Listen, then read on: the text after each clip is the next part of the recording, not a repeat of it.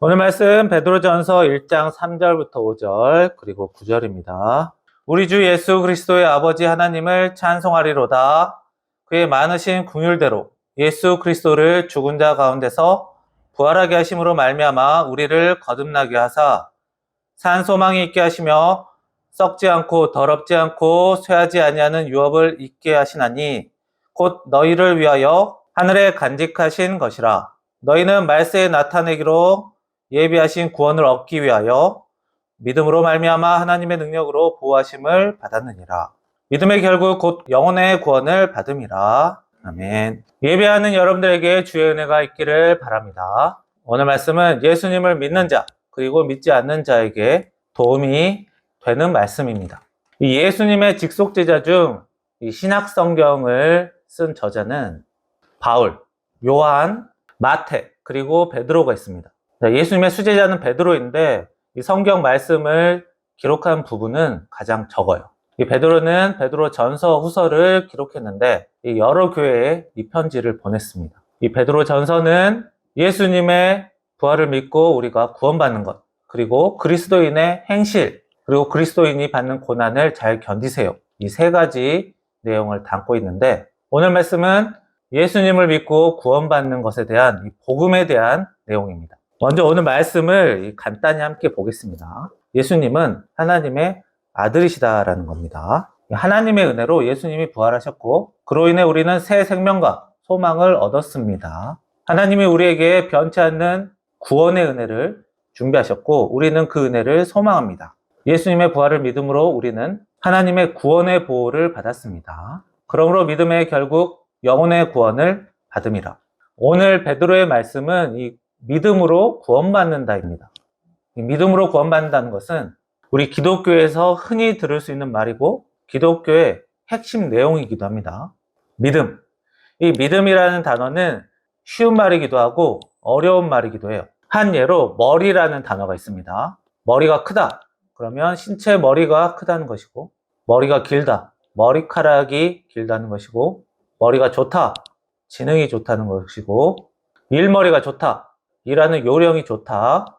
이만큼 머리라는 같은 단어 하나에 여러 가지 뜻이 들어있어요. 이 믿음도 마찬가지입니다. 믿음이란 단어 하나에 여러 가지 뜻이 있기 때문에 상황에 맞춰 잘 이해할 필요가 있어요. 어느 날 철수와 영희가 길을 가다가 철수가 영희에게 이렇게 말했습니다.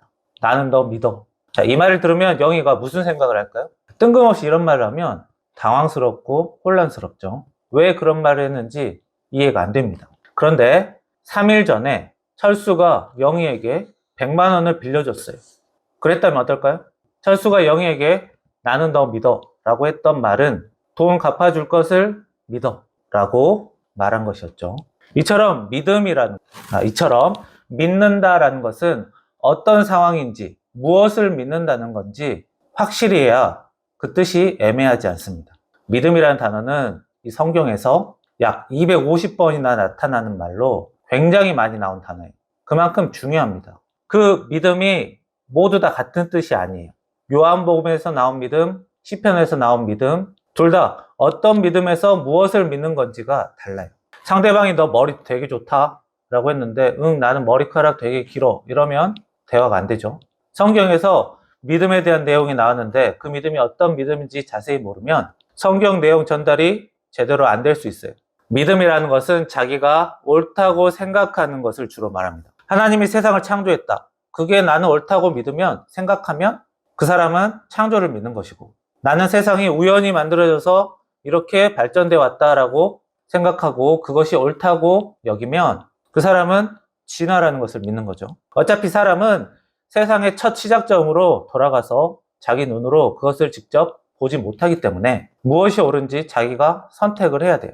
어떤 아이가 길에서 떼쓰고 있습니다. 혼내는 게 옳다고 생각할 수 있고 떼쓰는 요구를 적당히 들어주는 게 옳다고 생각할 수도 있어요. 혼내든지 아이의 요구를 들어주든지 둘 중에 옳다고 생각하는 것을 해야 돼요. 그래도 이럴 때는 웬만하면 적당히 구석으로 가서 아이가 다 올 때까지 기다리는 게 좋긴 합니다. 우는 것은 자기 감정을 표현하는 건데 운다고 해서 혼내면 이제 앞으로 아이가 자기 감정을 숨기게 되죠, 자꾸. 그렇다고 떼쓰고 운다고 요구를 계속 들어주면 버릇이 나빠질 수도 있어요. 이 사람은 나이가 어려도 상당히 똑똑합니다. 대신 기다려주는 것은 아이가 서운하긴 해도 부모가 상처 주는 일은 아니고 아이의 버릇을 나쁘게 만드는 일도 아니며 여러모로 그나마 나은 선택이기도 합니다. 어쨌든 아이를 대하는 이런 사소한 일에도 무엇이 옳은지 결정을 해야 돼요. 우리가 예수님을 믿는다라는 것은 예수님께서 이 땅에 오셔서 말하셨던 모든 가르침, 많은 기적들을 다 알고 이해하고 믿는 것이 아니에요. 물론 예수님에 대한 많은 것을 자기가 이해하고 기억하고 마음에 담아두고 믿는 것은 좋은 일입니다. 그러나 예수님을 믿는 것은 예수님이 십자가에서 죽으셨다 다시 살아나신 것, 그리고 그것이 사람의 죄를 대신 지고 그 죄를 이기신 것, 그것이 옳다라고 생각하는 것입니다. 영희는 어떤 가게 사장이에요. 그런데 어떤 사람이 앞으로 다른 사업이 잘 될 거라고 말했습니다. 영희는 그 사람의 말이 옳다고 생각했고 가게를 정리하고 새로운 사업을 시작했어요. 만약 새 사업이 잘 안 되면 영희는 큰 손해를 당합니다. 자, 영희의 이런 믿음은 돈도 의지도 많이 필요한 믿음이에요. 근데 학생 철수는 반에서 성적이 꼴등이에요. 근데 친구가 하루에 10시간씩 공부하면 1등을 할 수 있다고 말했습니다. 철수는 그 말이 옳다고 생각했고 열심히 노력했는데 기대한 대로 결과를 얻지 못하면 철수는 더 큰 좌절을 할 수도 있어요. 그래서 이런 철수의 믿음은 노력이 많이 필요한 믿음이에요. 자, 이처럼 철수나 영희 같은 믿음은 상당히 어려운 믿음입니다.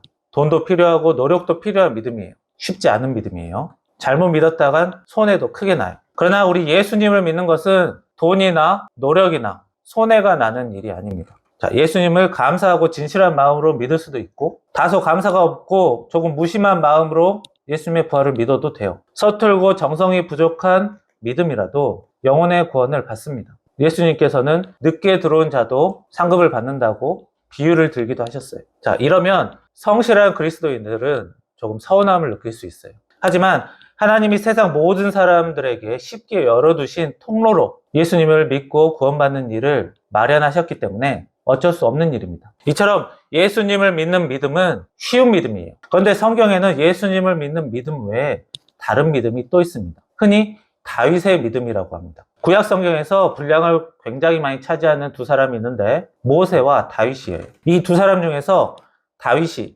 믿음에 대한 내용이 많아요. 시편 절반의 내용이 다윗이 쓴 내용입니다. 특히 다윗의 기도죠. 그 기도 대부분은 다윗이 하나님에게 보호를 구하고 은혜를 구하고 자기 기도를 들어주실 것을 믿는 내용이 대부분이에요. 다윗은 하나님에게 항상 구하고 그 구한 것들을 믿고 의지했던 그리고 응답받았던 사람입니다. 우리 사람이 성실하게 생활하면서 기도하고 응답받지 못하면 슬프기도 하고 실망할 수도 있어요. 근데 이때 실망하고 멈추면 이제 성장이 멈추지만 실망할 때 실망하더라도 자신의 고칠 부분 고치면서 계속 성실하게 그리고 하나님께 기도하고 살면 원하는 바에 점점 다가갈 수 있습니다.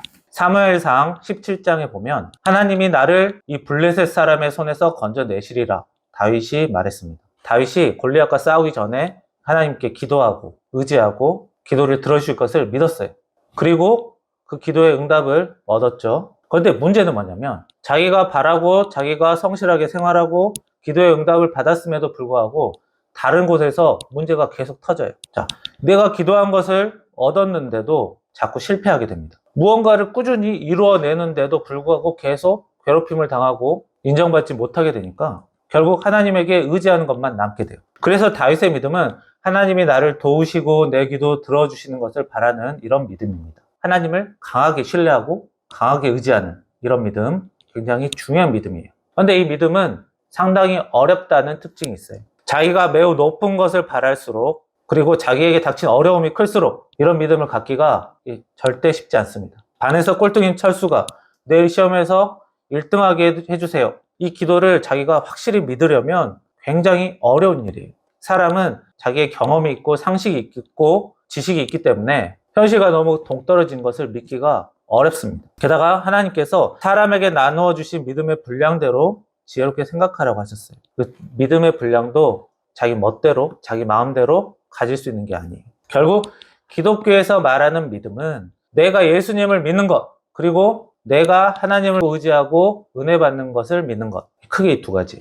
그 중에서 기본이 되는 것은 예수님을 믿는 것이고 그 믿음은 쉽고 간단합니다. 그저 받아들이기만 하고 잊지만 않으면 돼요. 쉽게 말해서 OX 문제라고 보면 됩니다. 통과만 하면 되는 거예요. 매우 잘해도 좋고 적당히 통과만 해도 괜찮은 거예요. 우리가 예배 모임 좀 빠졌다고, 기도 모임 많이 안 했다고, 찬송 안 불렀다고 천국에 못 가는 거 아닙니다. 그런데 이 다윗의 믿음, 하나님을 강하게 의지하고 따르는 일이라서 제법 난이도가 있습니다. 단순히 OX가 아니라 등급 같은 게 조금씩 있어요. 강하게 믿는 사람, 믿음이 약한 사람, 많이 흔들리는 사람, 자, 이런 믿음을 키우려면 꾸준한 신앙생활이 필요하긴 합니다. 문제는 예수님의 믿음과 다윗의 믿음이 서로 섞이면 어때요? 쉬운 것과 어려운 게 섞이면 어려워져요. 믿음, 곧 신앙이 어렵게 느껴집니다. 그러면 예수님을 믿고 구원받는 이 쉬운 믿음조차도 어렵게 느껴질 수 있어요.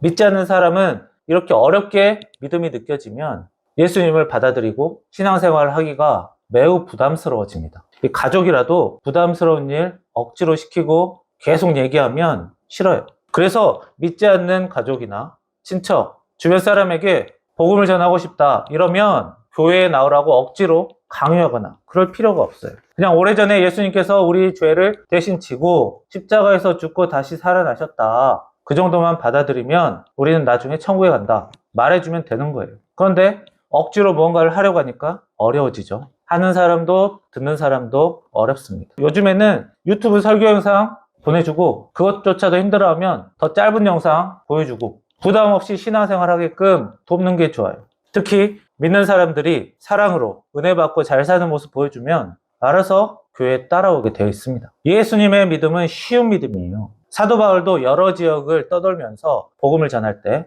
예수님의 부활을 믿고 구원받아라 이 정도만 얘기했어요. 사도 바울이 신약성경에서 굉장히 많은 말씀을 써놨지만 대부분 교인들에게 하는 말이에요. 교인들에게 어떻게 살아라 라는 말이 대부분이지 믿지 않는 사람들에게는 간단하게 얘기했어요. 예수를 안 믿으면 지옥 간다.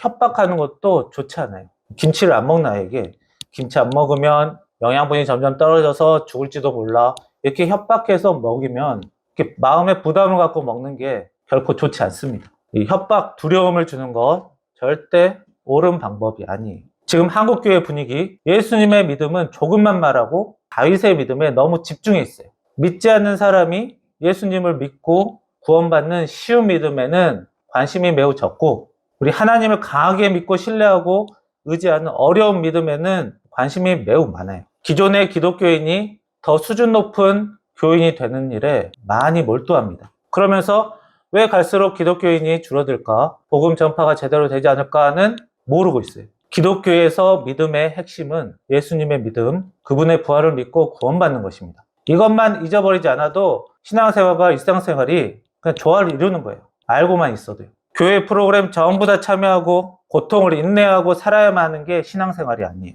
다윗의 믿음은 억지로 자기가 만드는 게 아니라 진실된 신앙생활로 고난을 견디고 은혜 받고 그렇게 살다 보면 자연스럽게 형성되는 거예요. 지금 기독교는 그들만의 리그가 된 지 오래됐습니다. 그러니까 신앙 좋은 사람들끼리만 모여서 누가 더 높은 신앙인이 되는가에 너무 경쟁하고 있어요. 그만큼 너무 어렵습니다. 어려우니까 믿지 않는 사람들이 다가오기가 너무 힘들어요. 믿지 않는 사람들이 쉽게 예수님을 믿고 구원받을 수 있게 도와야 합니다. 그리스도인의 일상생활과 신앙생활이 자연스럽게 어우러지면서 은혜 받고 살아야 그 삶으로 복음이 더욱 전파되고 많은 사람이 주의 은혜를 받으며 살 수 있게 됩니다. 믿지 않는 사람들이 쉽게 예수님을 믿고 구원받는 그런 시대가 되기를 소망합니다. 기도하겠습니다. 살아계신 하나님, 오늘 베드로의 말씀 저희들이 믿음으로 예수님을 믿음으로 믿음의 결국 영혼의 구원을 받았던 것, 이 귀한 믿음으로 이 기본이 되고 핵심이 되는 이 믿음으로 저희들이 앞으로 신앙생활 제대로 할 수 있게 하시며 믿지 않는 사람들이 부담 없이 받아들일 수 있도록 이 믿음으로 이 믿음이 더욱더 전파되고 믿음이 널리 퍼질 수 있도록 주께서 도와주시옵소서. 주여, 저희들 너무 어렵게 일하고 있는 것들이 많습니다. 주여, 저희들이 너무 어렵게 일해서 믿지 않는 사람들이 믿음을 너무 부담스럽고 힘든 것으로 오해하는 것들이 많습니다. 이런 오해가 갈수록 풀리고 그러므로 주의 은혜로 만드신 이 복음이 널리 널리 전파되어 천국에 들어가는 많은 사람들이 생길 수 있도록 주여 도와주시옵소서. 예수님의 이름으로 기도합니다. 아멘.